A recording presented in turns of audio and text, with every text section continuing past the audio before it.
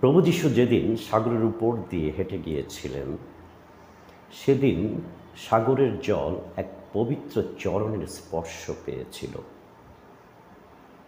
প্রভু, আমি ধন্য, আজ তোমার পবিত্র চরণের স্পর্শ পেয়ে আমি ধন্য হয়েছি।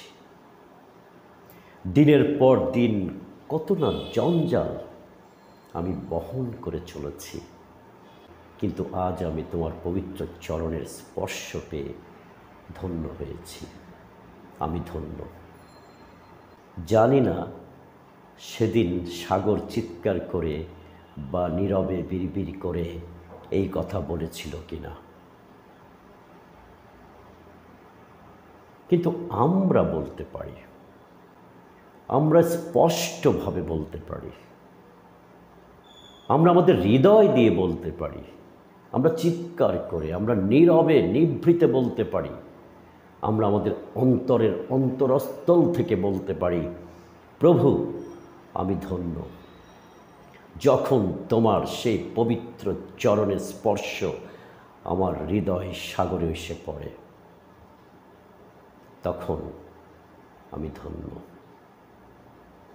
কারণ তুমি তো এই পৃথিবীতে এসেছিলে আমাদের জন্য, আমার জন্য, যে পাপের জঞ্জাল দিনের পর দিন বহন করছি, সেই পাপের জঞ্জাল পিতা ঈশ্বর তোমার উপর চাপিয়ে দিয়েছেন।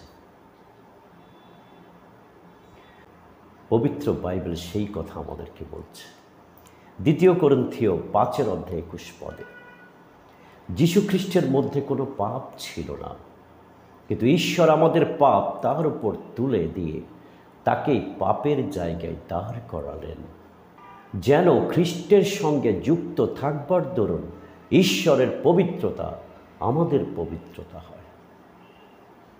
তুমি যে পাপের জঞ্জাল এতদিন বহন করছি, সেই পাপের জঞ্জাল তুমি তোমার কাঁধে নিয়েছ, যাতে করে আমরা যেন পিতা ঈশ্বরের শাস্তির হাত থেকে রক্ষা পাই। একমাত্র তোমার মধ্য দিয়ে তুমি সেটা করেছ আমাদের জন্য। পবিত্র বাইবেল রোমিও 8:1 সেই কথা উল্লেখ রয়েছে, যারা খ্রিস্ট যিশুর সঙ্গে যুক্ত হয়েছে, ঈশ্বর তাদের আর শাস্তির যোগ্য বলে মনে করেন না। তোমার মধ্য দিয়ে, একমাত্র তোমারই জন্য আমরা পিতা ঈশ্বরের শাস্তির হাত থেকে রক্ষা পাই। তাই তো আমরা ধন্য প্রভু, তাই আমরা ধন্য তোমাকে পেয়ে। তুমি যখন আমাদের হৃদয় সাগরে এসে তোমার পায়ের স্পর্শ দাও, তখন আমাদের সেই পাপের জঞ্জাল আর থাকে না। আমরা মুক্ত হই, আমরা পিতা ঈশ্বরের কাছ থেকে ক্ষমা পাই, আমরা ধন্য হয়ে যাই। এর চেয়ে ধন্য আর কী হতে পারে? তুমি তো আমাদেরকে ধন্য করেছ।